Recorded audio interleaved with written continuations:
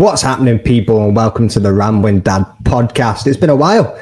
Not been here for a little bit. I was on holiday in Disneyland Paris, and I came back with a cold and flu. I've been absolutely dying with that for the last few weeks. I've managed to jump onto the Fight Week show a couple of times and do little bits for them. I also had an interview with Terence Bollello yesterday. So things are still moving. Yeah, I mean, I'm still doing little bits and bobs. It's not completely died. I've just not done one of these solo pods for quite a while. But yeah, let's get down to business. So obviously we had massive fallouts last week. We had Charles Oliveira suffered a eyebrow injury, big massive gash in his eyebrow, so he had to drop out of the fight. Paulo Costa also had a staph infection on his elbow, so he's had to have surgery, and now the doctors have said no. You know what I mean? I think he was already in Abu Dhabi, got the surgery in Abu Dhabi after trying to treat it with antibiotics and things in Brazil, and then eventually once the UFC found out about it, because I think he posted about it, they were like, nah, this fight's not happening anymore. So we now have Kamaru Usman versus Khamzat Chimaev, and we also have Volkanovski versus Islam 2. But before we get into that, folks, let's have a little look at the past weekend's UFC. We had Sodiq Yusuff versus Edson Barboza. Now, mate, what a banger that fight was. You know what I mean? I thought Sodiq was going to get it done in the first round. He was looking great. His shots were powerful. They were putting Edson Barboza down, and it looked like he was going to get the finish very, very quick. But Edson Barboza, very experienced, weathered the storm, got through it, and made it all the way through the 5 rounds to win the fight as well. We just started putting it back onto him. Sodiq obviously gassed a little bit, second and third round. He kind of came back, got a little bit of a second wind leading into the 4th and 5th, tried to up the pace a little bit, but Barboza had already won that fight by that point, to be honest. I mean, Barboza was wearing it a little bit more. You could see the power that was in the shots of Sodiq Yusuff, but unfortunately for him, he never managed to get the victory. He was trying to break into the top 15. Obviously, what's going to be next for Sodiq Yusuff? He's going to have to go back to the drawing board, have a look at who his next opponent could be. But he's still right there. You know what I mean? He's a top featherweight contender. So I'm looking forward to see what he can do in the future. Other fights to shout out. I'm just going to quickly cover this card. Adrian Yanez, Jonathan Martinez. Mate, Jonathan Martinez kicked the shit out of Adrian Yanez. Sorry, I said Yanez a second ago. Let's get that corrected. Yanez, folks. Make sure you're saying it. So, yeah, leg kicks galore. You know what I mean? Adrian was hurt pretty fucking early on, to be honest with you. You can see him wincing. He kept dropping down to the floor. But what an absolute soldier to get up and carry on. You know what I mean? He was pushing and pushing. Eventually, in the second round, once he fell down again, the ref was like, nah, what, you're done. You can't continue doing this. So they called that. It's a shame. Adrian Yanez, obviously ranked 14th, Jonathan Martinez trying to break into the rankings there, so he's going to take his slot. But I'm pretty sure that we'll see Adrian Yanez back once he's healed up and he's fresh and he's ready to come back in again. Another shout out, Michel Pereira versus Andre Petroski. Middleweight bout for Michel Pereira. Usually he's down at welterweight. Obviously he struggles to make that weight quite a lot, as we noticed with Wonderboy in the last fight. First round TKO, one of the first fucking punches that he touched him with, absolutely sat the man down and then just ran up and just got the job finished. So incredible performance for him. Christian Rodriguez and Cameron Simon. Unfortunate for Cameron Simon, never got the win, but it was quite a technical bout, back and forth. You know what I mean? They were both kind of going for the same shots, both kind of going for the same submissions. It was a bit of a funny one at times. Christian Rodriguez went for the anaconda a few times. Cameron Simon was like, nah, I'm just going to be an anaconda myself and just slip and slide and roll the fuck out of this. So he done well to escape a lot of those submission attempts, but he also went for a few submission attempts of his own. You know what I mean? Like I say, it was like mirror image throughout the fight, and I think Cameron Simon needed to swap the game plan up a little bit if he wanted to get that victory. Other shout outs on the prelims, the headliner of the prelims, Darren Elkins, left it very, very, very late, but he got that submission finish. Back and forth throughout it, from TJ Brown and Darren Elkins. It was a wicked fight. And yeah, like I say, he left it late, got the submission, so shout out to him. Terence McKinney, Brandon Moreau. Mate, Terence McKinney, as always, I don't think there's been a fight that's ever gone the distance with this man. It's always finished in a KO or a TKO, and either for him or for his opponent. You know what I mean? An absolute barn burner of fights that Terence McKinney goes through.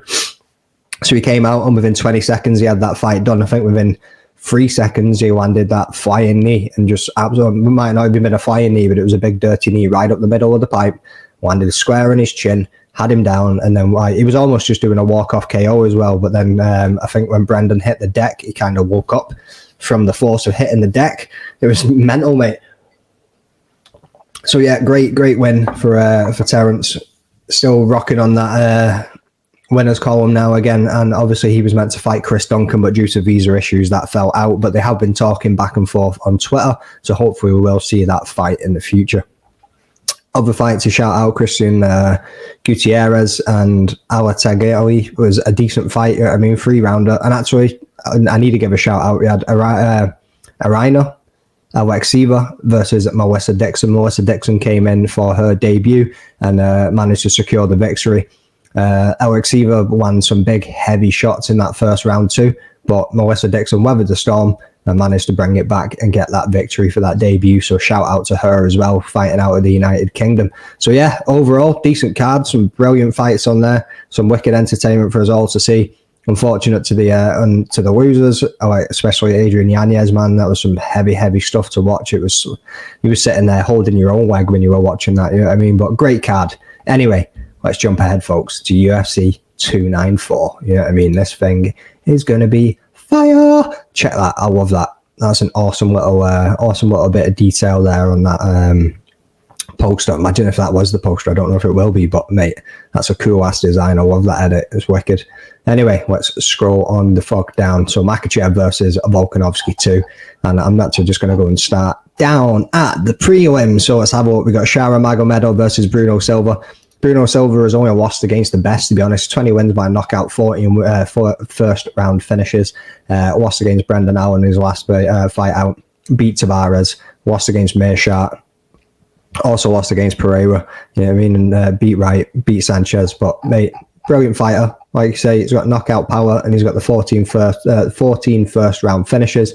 So it's always somebody that you want to have a little look at. Shara Magomedov is clearly making his debut here. So if you have a little scroll on down, Republic of Dagestan. So he's going to come in heavy wrestler. So it'll be interesting to see if he can get the win on his debut. We've got Victoria Dudakova versus Jin Yu Frey. Let's have a quick look over these ladies. We've got another Russian, 2 wins by knockout, 4 wins by submission, and 3 first round finishes. She won her first fight against Nunes in her UFC debut. And Jin Yu Frey, 1 win by knockout, 2 wins by submission, and 3 first round finishes. If you have a little scroll on down here and just see how she's been doing. She's lost the last 3 fights, to be honest with you folks. She beat Yoda, who actually just fought at the weekend there as well, and looked pretty good as well, but obviously never came away with the win. But yeah, 3 fight skid. Not looking good for Frey, to be honest with you. If she doesn't win this one, she's probably got a potential of getting cut. We've got our man, Nathaniel Wood, fighting out of England against Mohamed Naimov. Now, Nathaniel Wood, I think, is on a 3-fight win streak at the moment. He's got 9 wins by knockout, 5 wins by submission, and 7 first round finishes. He beat Philly in July. That was on the London card. He beat Jourdain, which was a wicked fight. That Philly fight was wicked too. I mean, it was a tough fight for them. All decisions in his last 3 bouts, and he lost against Kenny before that one. But like I say, he's bounced back and he's came on for a 3-fight win streak now. So coming up against his Dagestani. I'm lying to you. Tajikistan. I'm just assuming that everybody on this card that isn't from somewhere else is going to be Dagestani. So yeah, the Hellman, 5 wins by knockout, 2 wins by submission, 4 first round finishes. I've got to scroll one down. He won his first fight against Malaki in spectacular fashion with a 2nd round knockout. So it's going to be interesting to see how this goes. Will we be able to get the KO against Nathaniel Wood, who's got a chin, by the way? I mean, he can take a couple of digs, so it's going to be fun to watch, but it's definitely going to be a banger of a fight. We've got Mike Breeden versus Anshul Jubli. Mike Breeden is an absolute banger. He's got 8 wins by KO, 5 first round finishes. Have a little scroll down and have a look there. So obviously, he lost against McKinney, he lost against Levy, he lost against Hernandez. In his first 3 fights in the UFC. So this man's getting cut as well if he doesn't win this fucking fight. Let's have a look at Anshul Jubli. Won his first fight in the UFC, 2nd round KO TKO in February of this year. So it's going to be interesting to see what happens here. King of Lions. I'm probably going to go with that man, to be honest with you. Abu Azater versus Cedric Dumas. Dumas is pretty decent as well, I believe. 7 wins by knockout, 1 win by submission, 7 first round finishes. Captain Morocco. I know my man Naz will be back in this, man. Lost his first fight against Barrow. 3rd round TKO, unfortunately. Let's go back and have a look at his opponent, Dumas. I think he might have lost his last fight as well. He might have won it, I can't remember now. 4 wins by knockout, 2 wins by submission, and 4 first round finishes. I'll scroll one down. Yeah, he won his last fight against Brundage, lost his first fight against Fremd. So he's in the winning column. And he's in the winning column. So let's see where they can go. Morocco versus the United States. We've got Jabid Basharat versus Victor Henry. Have a little look at Basharat in this bantamweight bout. We got 5 wins by knockout, 6 wins by submission, and 8 first round finishes. Scroll on down. He lost his last fight against Mendoka, and that was in January of this year, earlier this year. I remember that one. Gravely versus Basharat, he won that. He won his first 2 fights, lost his last one, so he's wanting to get back into the winning column and start moving his way up this bantamweight division. And if we have a look at Victor Henry, 6 wins by knockout, 8 wins by submission, and 5 first round finishes. And we scroll one down, he won his last fight, lost against Asunkau before that one, and beat Barcelos before that one. So he's 2-1 in the UFC so far. He's got 23 wins and 6 losses in his career. So that should be a decent fight going over it. Not a fight of the night potential or anything, but it should be a back and forth. It'll probably end up going the 3 rounds, to be honest with you. We've got Mohamed Yahya and Trevor Peek. Mohamed Yahya making his debut. He's got 7 wins by knockout. He's got 2 wins by submission and 4 first round finishes. And have a little scroll on down. He's fighting out of United Arab Emirates. Fighting style is just MMA, and he's 29 years old. Let's go and have a look at Trevor Peek in this lightweight bout. 8 wins by knockout, 6 first round finishes. Scroll one down. Won his first fight in the UFC, lost his second against Mariscal. I remember that one as well. That was earlier this year, June 24th, 2023. So let's have a scroll back up. Headline in the prelims, we have Tim Elliott versus Mohamed Makayev, number 10 and number 11 of the flyweight division. Mohamed Makayev obviously had that nasty knee bar attempt on him, so he's been healing up, been training hard, and he's coming back in. I believe he's meant to fight somebody else, and it fell out, and then he's ended up with Tim Elliott. Tim Elliott is obviously a veteran of the sport. He's had plenty fights, 20 wins, 12 losses, 1 draw. 3 wins by knockout, 6 wins by submission, and 5 first round finishes. I like Elliott, and he's on a 2-fight win streak, but I think it's kind of weighing towards the younger fighter here with Mohamed Makayev being a bit of a beast. Yeah, I mean, so I think it's probably going to lean that way. Mohamed is probably just going to try and play the wrestling game, and we can see where this one's going to go. Let's go and have a look at Mohamed quickly. As I say, 2 wins by knockout, 5 wins by submission, 3 first round finishes. Sorry, folks, bit of dyslexia kicking in there. So, bang.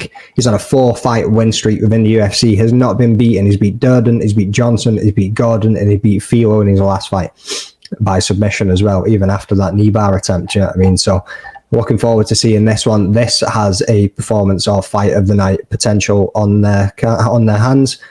So, kicking off the main card, we have Said Nurmagomedov versus Muin Gafurov.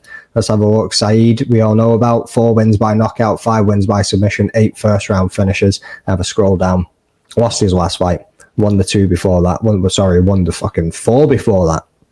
I'm not sure what happened with that Barcelos fight. Does my head in when it comes up with this stuff here. Went to decision, but I don't know who won it. So yeah, the man's very, very dangerous. He's looking to get back in there and get back in the winning column after losing against Martinez in his last fight. So have a look at his opponent.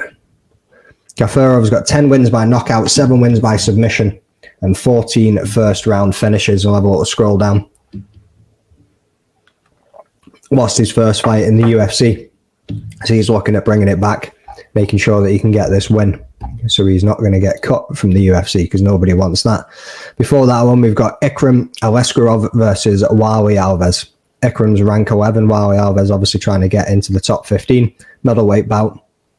We've seen Ikram fight a few times already. You know what I mean? Banger of a fighter. 5 wins by knockout, 5 wins by submission, 6 first round finishes, and get the job done in any way in which he wants.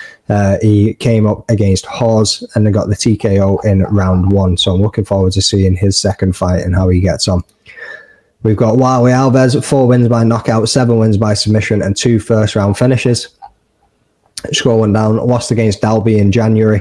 Lost against Wells before that one and beat Lazez before that one. So obviously he's wanting to get back in the winning column and continue being within the UFC, this Brazilian fighter. So we have Magomedov Ankalaev versus Johnny Walker, number 2, ranked number 7. Johnny Walker's on a bit of a tear right now. He's looking good. He's looking fresh. Ankalaev is pretty much unbeatable unless you're Paul Craig. So Johnny Walker needs to get this done in the first round. I think that's his best opportunity.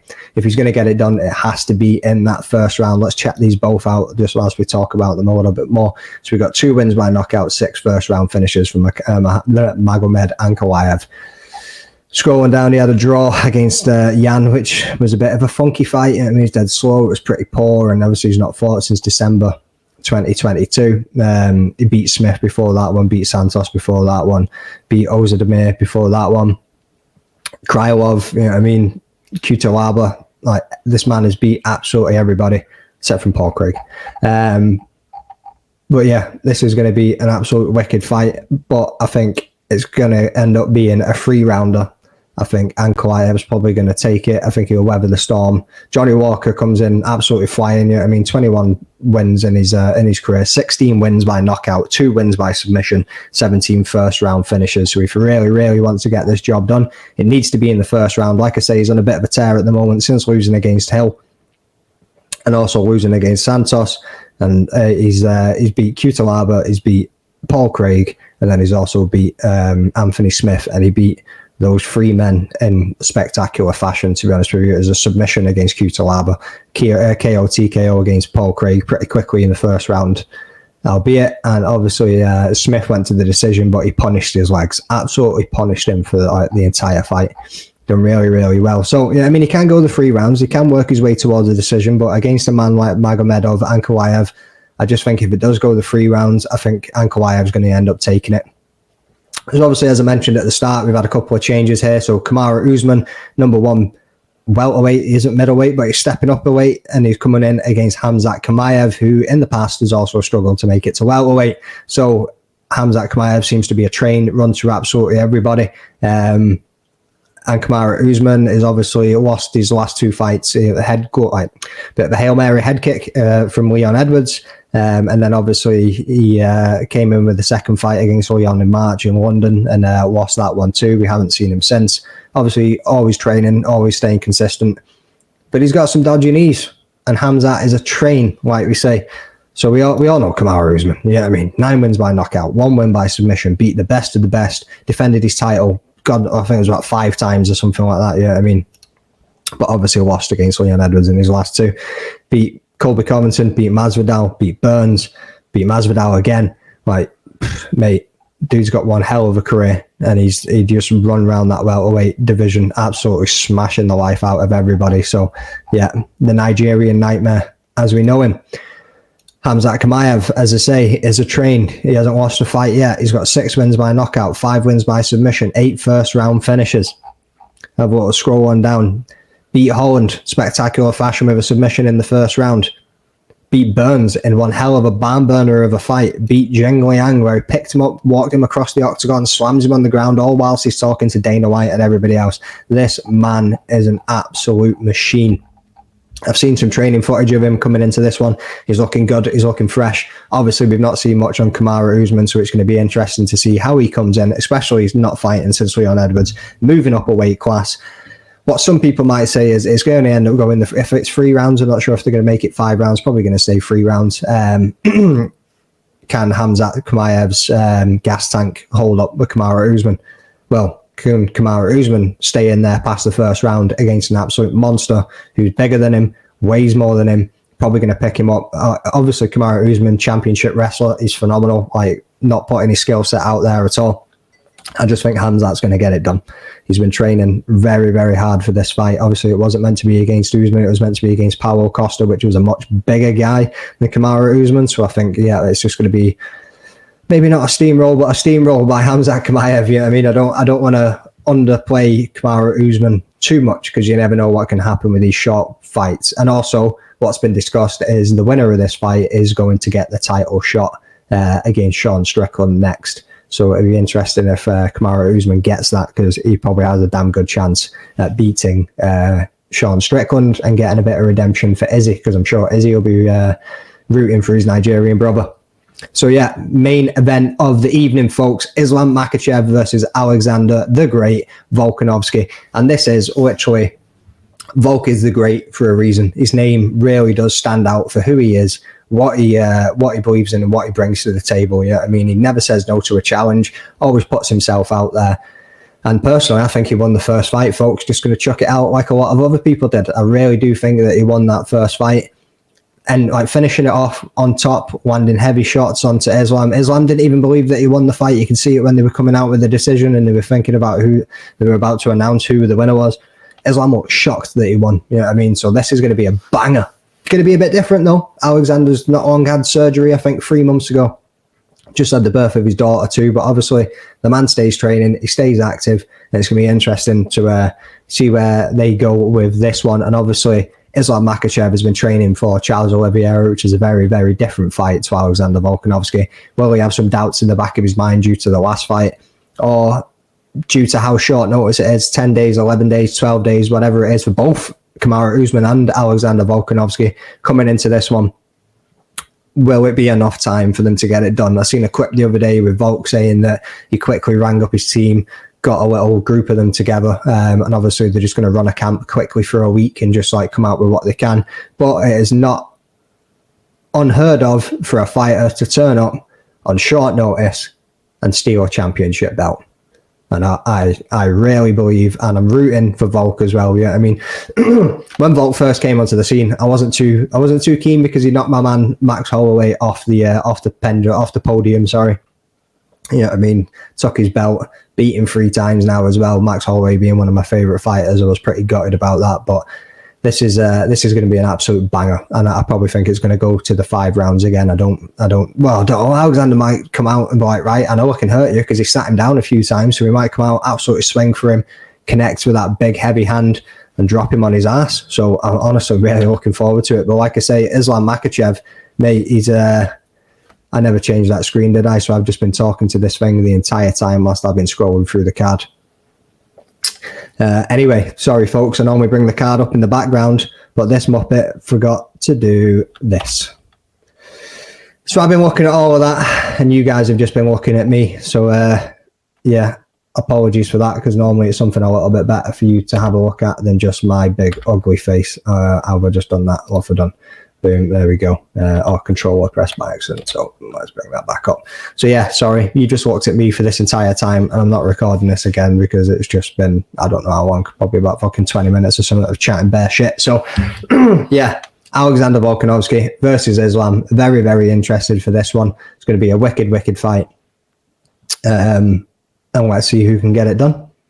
So yeah, thanks very much for tuning in. I'll be on the Fight Week show tomorrow. Dust Up Shakedown. It is Tuesday today, isn't it? Yeah. Dust Up Shakedown tomorrow at 9 o'clock. As always, me, Ola, and Naz will be running over the card from last week, discussing things about it, and then obviously looking ahead at this week. And as we always do, is cover some other MMA combat sports news. So we'll probably end up covering the shit show that was the Misfits boxing. I'm not going to discuss it too much. I'll say my piece on there. Like I say, I'm getting other things lined up so I can get some more interviews. I've got Aaron Abbey coming up this weekend. He's got his Octagon debut for the flyweight title coming up next month. I think he's 3 weeks out from the fight. He's just going through his training camp right now. Shout out to Aaron Abbey. Actually, go and give his YouTube channel a follow. Just starting out, he's got a few episodes in there, some great content. The man that runs the Bloody Good Show .info is his editor for his YouTube channel, so he's been filming it all for him, banging it all together, and Paul's working very, very hard on the content that they're putting out. So shout out to those two men, and yeah, go and give them a go and give them a sub, go and drop it, go and drop some likes, go and watch the content. So you can find me on Spotify. You can also find me on YouTube. If you're not already subscribed, please go and drop a subscription, drop a couple of likes, and check out my content. I've also been putting up some travel vlogs, and then I also dropped last night a first unboxing video. I'm just having fun with it. Obviously, it's a different pace, completely different, and an irrelevant thing from MMA and MMA interviews, but just something fun. I bought a lightsaber mystery box and Padawan Outpost. So yeah, check out the Bloody Good Show, check out Aaron Abbey's channel, check out the Fight Week's channel, drop all these men a subscription. They've got some brilliant content in there. Check out your Almighty merch. You know what I mean? almightymerch.shop, I believe it is. He's got some discount on these jumpers right now. He's got new hoodies coming in. He's got his Frank and Alan t-shirt is out. Frank and Alan neckerchief or face mask type thing coming into the winter. It's getting a bit chilly here. I mean, and also go and drop me a follow on Instagram as well. I'm over here. The Rambling Dad podcast on Instagram. Slowly building that page up. I've now caught up, so everything that I'm now releasing is all just going to be getting put onto there. I'm not having to sit and upload tons of shit and try and catch up the timeline of when I started all of this. But yeah, thank you very much, folks. I've been your Rambling Dad, and this has been UFC 294 pre-fight podcast. So have a good week, folks, and I shall catch you at the weekend. Peace. What's going on, people? Arnold Allen here. Make sure you subscribe to the Rambling Dad podcast. Keep up to date with all his MMA content, fight breakdowns, interviews, and all that stuff. Give him a follow, give him a subscription, and yeah, get over there.